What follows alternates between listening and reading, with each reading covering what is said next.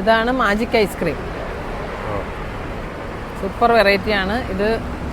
നമുക്ക് ആർച്ചിലൊക്കെ ചെയ്യാൻ പറ്റുന്നത് മിസ് വേൾഡിൻ്റെ ഒരു വെറൈറ്റി തന്നെയാണ്.